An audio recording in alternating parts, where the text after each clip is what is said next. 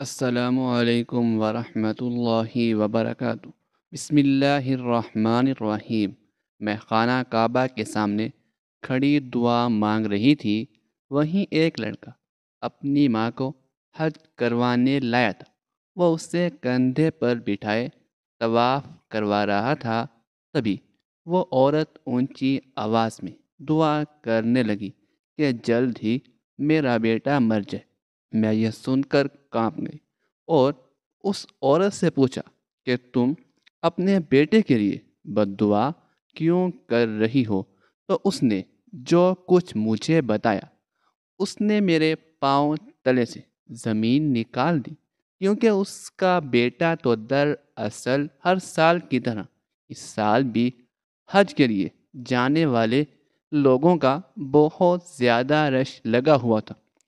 ہر طرف لوگوں کا ہجوم ہی ہجوم نظر آ رہا تھا۔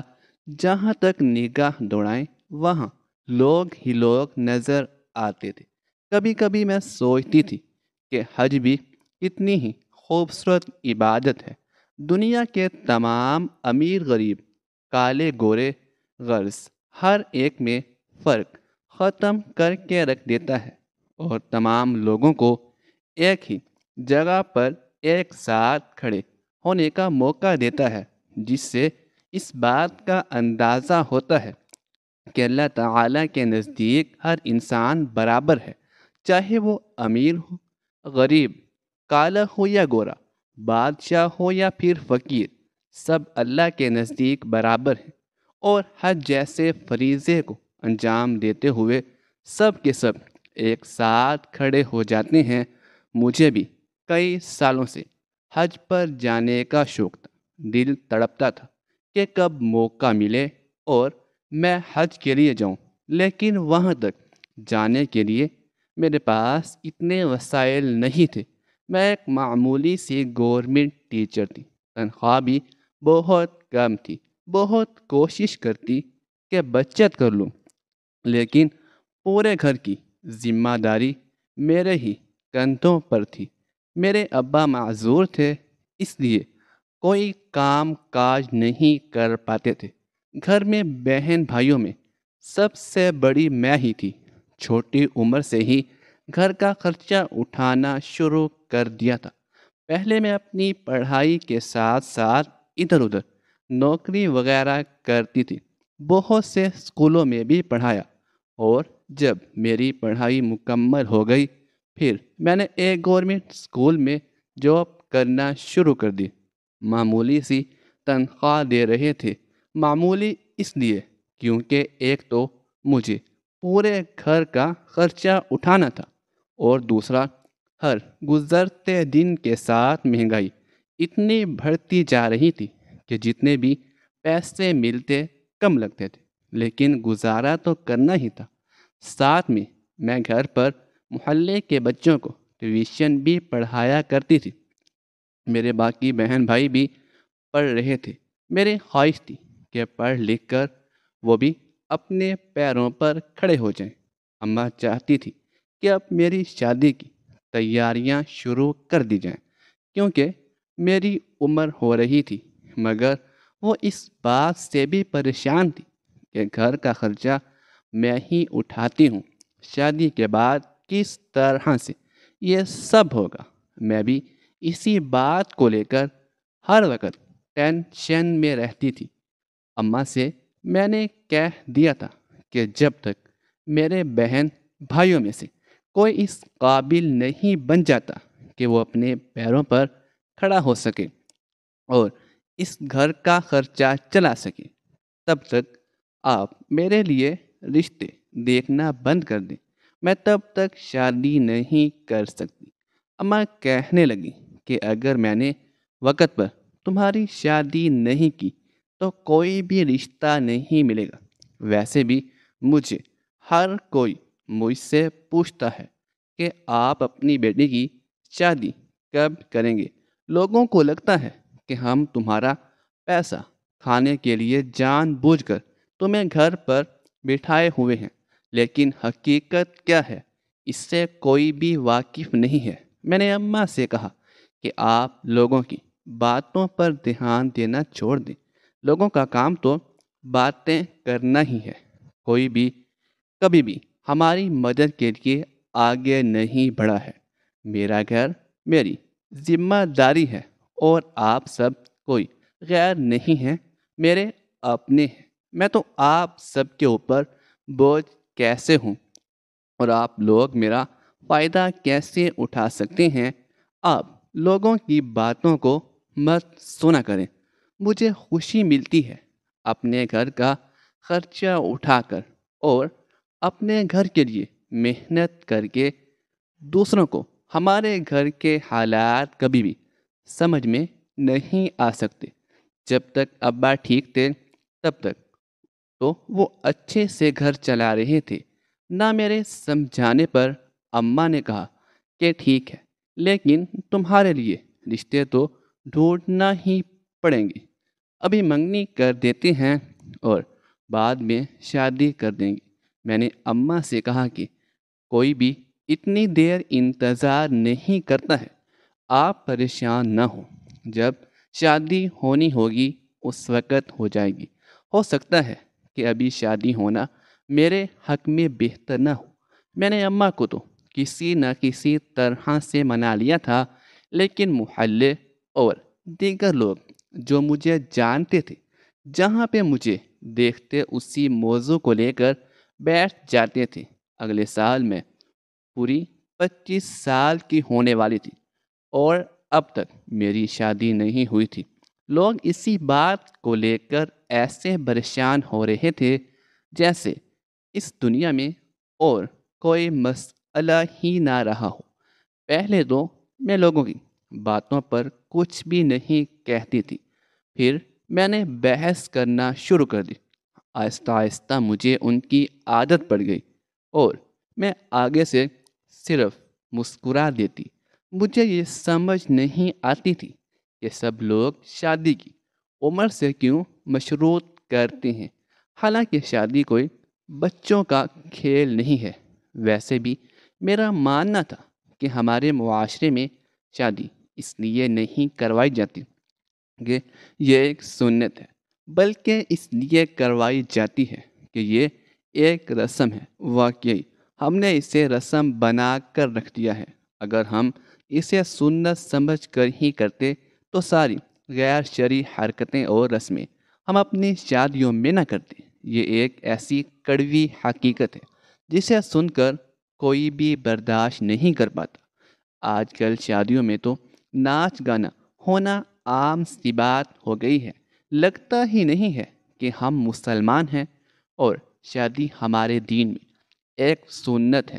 لوگوں کے دوہرے معیار دیکھ دیکھ کر تو میرا دل ہی اوب ہو گیا تھا۔ اس لیے میں کسی سے زیادہ بات چیت بھی نہیں کرتی تھی، نہ ہی اپنے گھر کے مسائل وغیرہ کسی سے شیئر کرتی تھی۔ جو بھی بات ہوتی تھی اپنے تک رکھتی تھی اور اپنے ہر مسئلے کو خود ہی حل کرنے کی کوشش کرتی تھی۔ باقی تو سب میری زندگی میں ٹھیک ہی چل رہا تھا، لیکن اماں کی پریشانی وہیں کی وہیں تھی۔ اب بھی وہ مجھے کہتی تھی کہ کم سے کم منگنی ہی کر لو، پھر شادی کر لینا، مگر میں منع کر دیتی۔ میرا سارا دھیان اپنے بہن بھائیوں کی مستقبل کو بہتر بنانے پر تھا۔ لیکن پھر ایک دن اماں نے مجھے اپنے پاس بٹھایا اور کہا کہ دیکھو بیٹا، میں تمہارے لیے اب رشتہ ڈھونڈنا شروع کر رہی ہوں۔ اب تم مجھے مزید انکار نہیں کر سکتی۔ یہ کہہ کر انہوں نے رشتے کروانے والے کو فون کیا اور اس سے کہا کہ اب میری بیٹی کے لیے رشتے ڈھونڈنا شروع کر دو۔ بہت سے رشتے دیکھنے کے بعد اماں کو ایک رشتہ سمجھ میں آیا تو اماں نے انہیں ہمارے گھر پر بلایا۔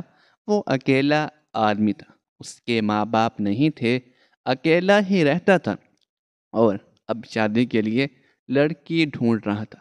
اماں نے اس کے سامنے اپنے حالات صاف صاف بتا دیے اور کہا کہ ہماری بیٹی ہی اس گھر کا خرچہ چلاتی ہے، یا تو تم ابھی منگنی کر لو اور کچھ سال بعد شادی کر لینا۔ جب تک میرا کوئی اور بچہ کمانے کے قابل ہو جائے یا پھر اسے شادی کے بعد بھی نوکری کی اجازت دے دو تاکہ وہ ہمارے گھر کا خرچہ اٹھا سکے۔ دیکھو بیٹا، تمہیں یہ بات بہت ہی عجیب لگ رہی ہوگی اور تمہیں لگ رہا ہوگا کہ ہم اپنی بیٹی کی کمائی کھانا چاہتے ہیں، لیکن ایسا نہیں ہے۔ میرے شوہر معذور ہیں اور مجھے بھی کوئی ہنر نہیں آتا، بچے چھوٹے ہیں، ہم میں سے کوئی بھی کما نہیں سکتا، میری بیٹی ہی ہے جو کما رہی ہے۔ وہ انسان بہت ہی اچھا لگ رہا تھا۔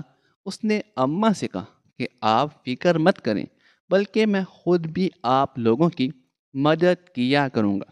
یوں اماں نے اس رشتے کو پسند کر کے رشتہ بھی پکا کر دیا۔ مجھے بھی وہ رشتہ بہت پسند آیا تھا۔ ایک دو بار میں نے اس سے بات بھی کی، وہ بہت ہی سلجھے ہوئے انسان لگ رہے تھے۔ یوں ہماری شادی کی تاریخ بھی پکی کر دی گئی۔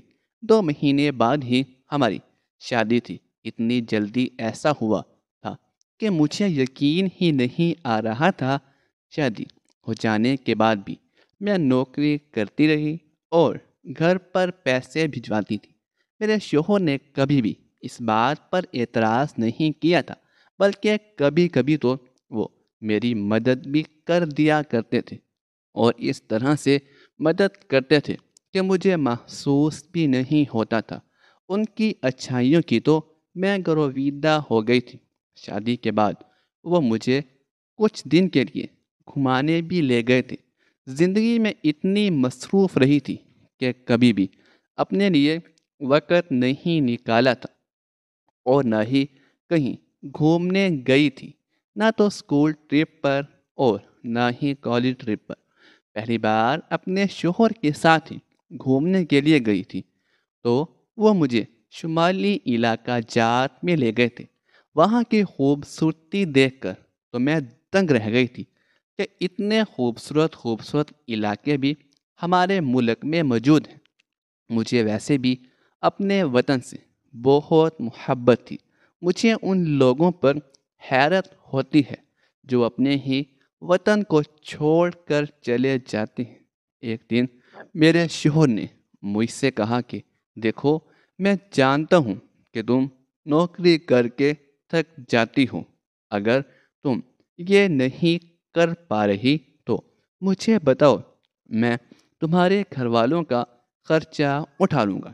میں نے اپنے شوہر کو محبت سے دیکھا اور ان سے کہا کہ دیکھیں، آپ کی بات میں سمجھتی ہوں اور یہ بھی جانتی ہوں کہ آپ کو میرا خیال ہے، لیکن وہ میرے گھر والے ہیں اور اماں کو یہ بات بالکل بھی اچھی نہیں لگے گی کہ آپ ان کا خرچہ اٹھائیں۔ ویسے بھی میرے بڑے بھائی کا کالج اس سال ختم ہو جائے گا اور وہ ایک نوکری بھی ڈھونڈ چکا ہے۔ ادھر سے اسے اچھی تنخواہ مل رہی ہے تو میں اپنی نوکری چھوڑ دوں گی۔ میرے بھائی نے خود مجھ سے یہ بات کہی ہے۔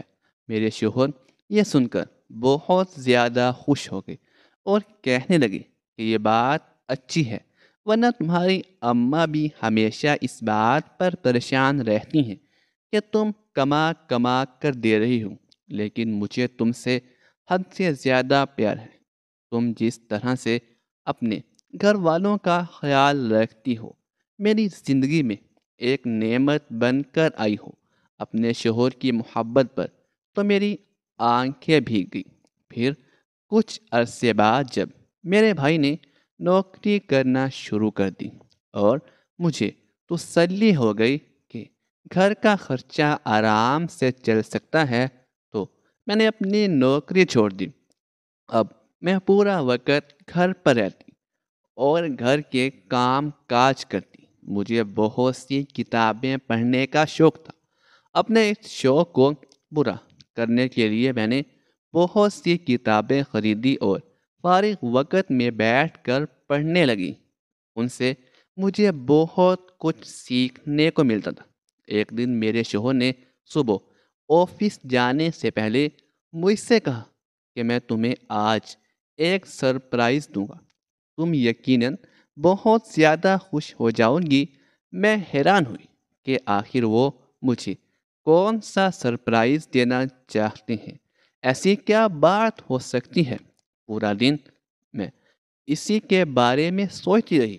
مجھے بے تابی سے انتظار تھا کہ کب شام کو آفس سے واپس آئیں گے اور مجھے سرپرائز کے بارے میں بتائیں گے۔ جب شام ہوئی تو میرے شوہر واپس آئے۔ میں فوراً ان کے پاس آئی، انہیں پانی وغیرہ دیا، پھر ان سے پوچھا کہ آپ نے مجھ سے کہا تھا کہ آپ مجھے کوئی سرپرائز دیں گے، اب بتائیں نا کون سا سرپرائز تھا؟ میں پورا دن اسی بارے میں سوچ رہی تھی۔ یہ سن کر وہ ہنس پڑے اور کہنے لگے کہ تم بھی کتنے پاگل ہو، بچوں کی طرح چھوٹی چھوٹی چیز پر خوش ہو جاتی ہے۔ اچھا دیکھو، تم ہمیشہ سے حج پر جانا چاہتی تھی نا، تو میری کمپنی نے کچھ لوگوں کو چنا ہے جو اس سال کمپنی کی طرف سے حج پر جائیں گے۔ سارا خرچہ کمپنی ہی اٹھائے گی اور ان لوگوں میں میرا نام بھی آیا ہے۔ اب تم تیاری کر لو، ہم جلدی حج کے لیے جائیں گے۔ یہ سن کر تو میری خوشی کی انتہا نہ رہی۔ اتنے سالوں کا خواب اب سچ ہونے جا رہا تھا۔ میں نے اللہ کا بے حد شکر ادا کیا کہ اس نے ایک وسیلہ بنا دیا۔ میں نے کبھی سوچا بھی نہیں تھا کہ مجھے ایسا موقع بھی ملے گا۔ میں اور میرے شوہر، ہم دونوں ہی بہت زیادہ خوش تھے اور بار بار اللہ کا شکر ادا کر رہے تھے کہ اس نے ہمیں ایسی سعادت سے نوازا۔ میں نے جلدی جلدی تیاریاں کرنا شروع کر دی، اماں کو بھی فون کر کے بتا دیا کہ ہم حج کرنے جائیں گے۔ وہ بھی سن کر خوش ہوئے اور دعائیں دینے لگے۔ جانے سے پہلے میں اماں ابا سے ملنے کے لیے آ گئی۔ ابا بار بار رو رہے تھے اور کہہ رہے تھے میری بہت خواہش تھی کہ میں بھی حج پر جاؤں۔ میں نے ابا سے کہا کہ آپ اچھی امید رکھیں، ایک دن آپ کو بھی موقع ملے گا۔ میں آپ لوگوں کے لیے بہت دعائیں کروں گی۔ سب سے مل کر ہم لوگ ایئرپورٹ کے لیے نکل گئے۔ مجھ سے تو اپنے جذبات سنبھالے ہی نہیں جا رہے تھے۔ جب ہم سعودی عرب میں پہنچے تو خوشی کے مارے میری آنکھوں سے آنسو نکل رہے تھے۔ ہم ایک اچھے سے ہوٹل میں رکے تھے اور جب میں نے پہلی بار خانہ کعبہ کی طرف نگاہ کی تو میرے جذبات بالکل ہی الگ ہو گئے تھے۔ میں صرف سوچا کرتی تھی کہ خانہ کعبہ جاؤں گی اور آج اپنی آنکھوں کے سامنے خانہ کعبہ کو دیکھ پا رہی تھی۔ اس مقدس جگہ پر کھڑے ہو کر میرا دل بہت سی دعائیں کر رہا تھا۔ میرے ہونٹوں سے الفاظ نہیں نکل پا رہے تھے۔ میں نے اپنے ابا کے لیے بھی بہت سی دعائیں کی۔ پھر ہم واپس ہوٹل میں آ گئے۔ جیسے جیسے میں وہاں عبادت کرتی تھی ویسے ویسے میرا دل بھی بہت زیادہ نرم ہوتا جا رہا تھا۔ میرا دل کیا کہ کاش میں ساری زندگی یہیں پر رہ جاؤں۔ میں جانتی تھی یہ دن میری زندگی کے سب سے یادگار بننے والے تھے۔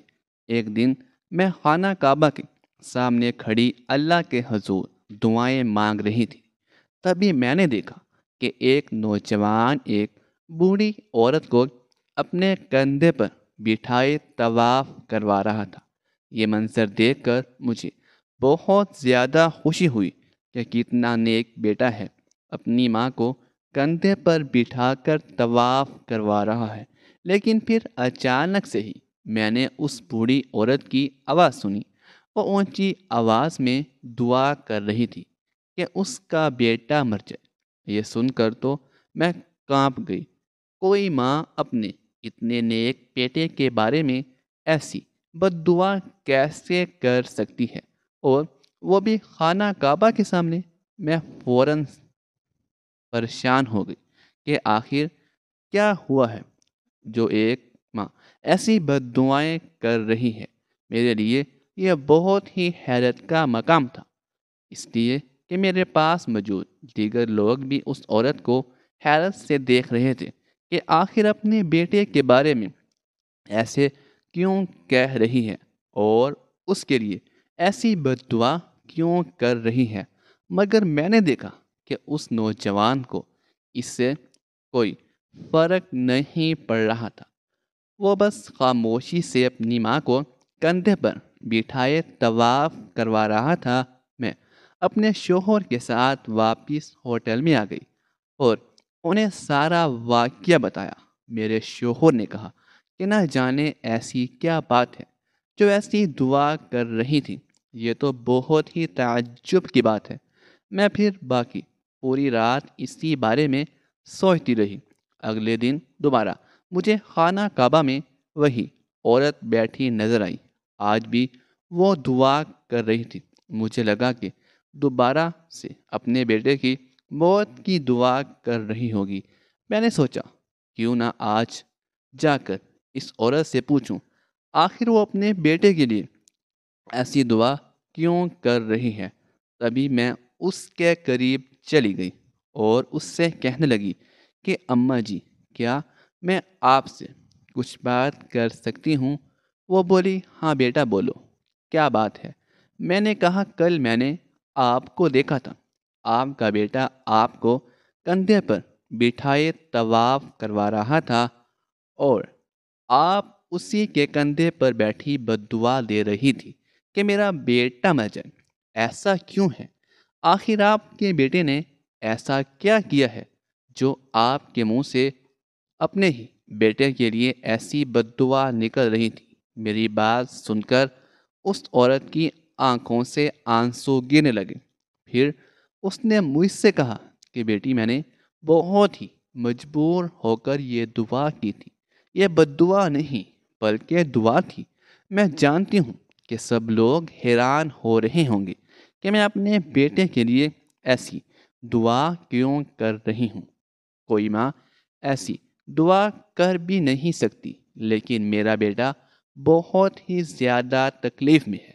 اس کی حالت اتنی خراب ہے کہ میں تمہیں بتا نہیں سکتی۔ دراصل میں پاکستان سے ہی تعلق رکھتی ہوں اور ایک چھوٹے سے گاؤں میں رہتی ہوں۔ ہماری کافی بڑی بڑی زمینیں ہیں اور روپے پیسے کی کوئی کمی نہیں ہے۔ میرے دو ہی بیٹے ہیں۔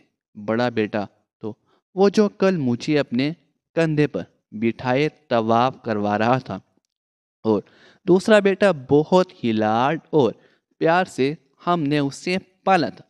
ایک دن گاؤں میں کھیلتے کھیلتے وہ گر گیا اور اسے چوٹ لگ گئی، خون زیادہ بہہ گیا تو ہم اسے ہسپتال لے گئے۔ ڈاکٹر نے اس کی مرہم پٹی کی اور کہا کہ وہ جلد ٹھیک ہو جائے گا، لیکن اس کا زخم ٹھیک ہی نہیں ہو رہا تھا۔ مسلسل علاج کے بعد بھی کوئی فرق نظر نہیں آ رہا تھا۔ میرا بیٹا جو ہنستا کھیلتا اور بھاگتا دوڑتا تھا، اچانک سے بستر سے لگ گیا تھا۔ ہم نے اچھے سے اچھے ڈاکٹر کو دکھایا، لیکن کوئی بھی اس کی بیماری کو سمجھ نہیں پا رہا تھا۔ نہ تو وہ چل پھر سکتا تھا اور نہ ہی کچھ بول پاتا تھا، اور اس کی ٹانگ پر آنے والا زخم اتنا بڑا ہو گیا کہ پوری ٹانگ کاٹنی پڑی۔ ایسی عجیب بیماری اس کے جسم میں داخل ہو گئی ہے جسے ڈاکٹرز بھی سمجھ نہیں پا رہے۔ اس بیماری کی وجہ سے وہ پوری رات درد سے تڑپتا اور چلاتا رہتا ہے۔ ہم سب نے بہت دم کروایا، علاج کروایا، کوئی فائدہ نہیں ہوا۔ میرا بیٹا اتنی تکلیف میں ہے اور میں اس کی چیخیں اور تڑپ دیکھ کر بے بس سا محسوس کرنے لگتی ہوں۔ میرا دل پھٹنے کو آتا ہے۔ میں تو اللہ سے دعا کرتی کہ میری جان لے لے اور اسے بخش دے، اس کو صحت یابی عطا کر دے، لیکن اب تک وہ ٹھیک نہیں ہوا۔ اسی دوران میرے شوہر کی بھی وفات ہو گئی۔ اب تو میں بالکل ہی تنہا ہو گئی۔ گھر میں ملازموں کا ڈھیر ہے، وہ سب اس کا خیال رکھتے ہیں۔ تبھی میں نے سوچا کہ کیوں نہ میں خانہ کعبہ میں آ کر اپنے بیٹے کے لیے دعا مانگوں کہ اللہ اسے صحت یاب کر دے۔ جب میں یہاں آئی اور اس کے لیے دعا مانگی، اور اسی رات مجھے گاؤں سے ملازم کا فون آیا کہ وہ بہت ہی زیادہ تکلیف میں ہے، اتنا تڑپ رہا ہے کہ اس سے بہتر اسے موت لگ رہی ہے۔ میری حالت پھر سے خراب ہو گئی۔ پھر میں نے اپنا جی کڑا کیا اور اپنے بڑے بیٹے سے کہا کہ مجھے خانہ کعبہ کے پاس لے جاؤ، میں وہاں جا کر دعا کروں گی کہ اگر اس کے لیے موت بہتر ہے تو اللہ اسے موت دے دے، لیکن اس تکلیف سے اسے نجات مل جائے۔ دیکھو میں ماں ہوں اور ایسی دعا کر رہی ہوں اپنی ہی صغی اولاد کے لیے۔ میرا دل کتنا تڑپ رہا ہوگا یہ صرف میں جانتی ہوں، لیکن میں کیا کروں، میں مجبور ہوں۔ اس عورت کی داستان سن کر تو میری آنکھوں سے بھی آنسو نکل گئے کہ کوئی ماں اپنے سامنے اپنی اولاد کو اتنی تڑپ اور تکلیف میں کیسے دیکھ سکتی ہے۔ میں نے اس عورت کو سمجھایا کہ تم امید کا دامن ہاتھ سے مت چھوڑو اور اپنے بیٹے کے لیے ایسی دعا مت کرو، بس اس کی صحت یابی کی دعا کرو، دیکھنا وہ جلد ہی بالکل ٹھیک ہو جائے گا۔ پھر میں جتنے دن تک وہاں رہی روزانہ اس بوڑھی عورت سے ملتی اور اسے تسلی دیتی اور خود بھی اس کے بیٹے کی صحت یابی کے لیے دعا کرتی۔ جب ہم یہاں سے واپس پاکستان آنے لگے تو اس عورت نے کہا کہ تم مجھ سے میرا فون نمبر لے لو اور مجھ سے رابطے میں رہنا، ہو سکتا ہے کبھی ہماری ملاقات ہو جائے۔ تم نے میرا بہت ساتھ دیا ہے اور مجھے بہت حوصلہ دیا اور امید دی۔ میں روزانہ اپنے بیٹے کی صحت یاب کے لیے دعائیں مانگتی رہی ہوں۔ پھر ہم لوگ واپس پاکستان آ گئے۔ پاکستان آ کر میں اس عورت کے بارے میں اکثر سوچا کرتی تھی کہ نہ جانے اس کا بیٹا اب کیسا ہوگا۔ جب سے ہم واپس آئے تھے اس نے ایک بار بھی رابطہ نہیں کیا تھا۔ میری بھی ہمت نہیں ہوئی کہ میں خود سے رابطہ کروں، کیا پتہ اسے یہ بات اچھی نہ لگے۔ کچھ دن گزر جانے کے بعد مجھے پتہ چلا کہ میں امید سے ہوں۔ مجھے اور میرے شوہر کو جب یہ بات پتہ چلی تو ہم دونوں خوشی سے پھولے نہ سما رہے تھے۔ انہی دنوں میرے موبائل پر ایک انجان نمبر سے کال آنے لگی۔ میں نے کال اٹھائی تو پتہ چلا کہ دوسری طرف وہی بوڑھی عورت تھی جو مجھے خانہ کعبہ میں ملی تھی۔ اس کی آواز سن کر میں فوراً سے خوش ہو گئی اور اس سے کہنے لگی کہ آپ کا بیٹا اب کیسا ہے۔ اس عورت کی آواز سے مجھے خوشی محسوس ہو رہی تھی۔ اس نے مجھے بتایا کہ جب میں حج سے واپس آئی اور گھر میں اپنے بیٹے کو دیکھا تو وہ مجھے پہلے سے کافی بہتر لگ رہا تھا، اور نہ جانے کس طرح سے اس کی بیماری ختم ہو گئی اور اب وہ بالکل ٹھیک ہے اور اپنے پاؤں پر کھڑا بھی ہو پا رہا ہے۔ اسے تکلیف بھی نہیں ہوتی۔ ڈاکٹر کا کہنا ہے کہ یہ تو معجزہ ہوا ہے، کچھ ہی وقت میں وہ مکمل طور پر ٹھیک ہو جائے گا۔ میں نے تمہارا شکریہ ادا کرنے کے لیے کال کی تھی کہ تم اس دن اگر مجھے امید نہ دلاتی تو شاید میں اپنے بیٹے کو کھو چکی ہوتی۔ اس کی بات سن کر میں نے کہا ایسی کوئی بات نہیں ہے، ہمیں کبھی بھی مایوس نہیں ہونا چاہیے اور اللہ سے ہمیشہ اچھے کی امید کرنی چاہیے۔ یہ کہہ کر میں نے فون رکھ دیا اور بیٹھ کر سوچنے لگی کہ کبھی کبھی ہم انسان کتنے مایوس ہو جاتے ہیں اور خود کو بہت ہی بے بس محسوس کرنے لگی۔ اگر ایسے وقت میں ہم اللہ پر بھروسہ رکھیں تو کوئی نہ کوئی معجزہ ضرور ہوتا ہے۔ جب میرے شوہر گھر واپس آئے تو میں نے انہیں سارا واقعہ بتایا اور کہا کہ اس بوڑھی عورت کی کال آئی تھی، اب اس کا بیٹا بالکل صحیح اور صحت یاب ہو گیا ہے۔ اس نے ہمیں اپنے گھر پر دعوت پر بلایا ہے۔ کچھ دن میں ہم اس کے گھر جا کر اس سے ملیں گے، کیونکہ دعوت سے انکار کرنا غلط بات ہوتی ہے۔ میرے شوہر بھی راضی ہو گئے۔ پھر کچھ دن بعد ہم اس عورت کے گاؤں گئے۔ ان کی بہت بڑی حویلی بنی ہوئی تھی۔ وہ ہمارے استقبال کے لیے دروازے پر پہلے سے کھڑی تھی۔ اس نے مجھے اتنے پیار سے مدعو کیا تھا کہ میں منع نہ کر سکی۔ ہماری یہ ملاقات بہت ہی اچھی رہی۔ اب اکثر ہم اس سے ملنے گاؤں جاتے رہتے ہیں۔ اپنی زندگی میں نے ایک سبق سیکھا کہ جہاں اچھے لوگ ہوتے ہیں وہاں برے بھی ہوتے ہیں، اور لازم نہیں ہے کہ ہر انسان بہت ہی زیادہ اچھا اور معصوم ہو، یا پھر کوئی انسان بہت ہی زیادہ برا ہو، کیونکہ اچھائی اور برائی ہر انسان کے اندر ہوتی ہے، اور یہ ایک انسان کے اوپر مقصر ہوتی ہے کہ وہ اپنے اندر کی اچھائی کو زیادہ باہر لائے، یا پھر اپنے اندر کی برائی کو کہ وہ اپنی مرضی سے منتخب کرتا ہے، اور پھر اس کا عکس بھی ایسا ہی نظر آتا ہے۔ ناظرین، مزید اس طرح کے سبق آموز واقعات اور کہانیاں سننے کے لیے ہمارے چینل کو سبسکرائب کریں اور ہماری ویڈیو کو لائک کریں، شیئر کریں۔ شکریہ۔ اللہ حافظ۔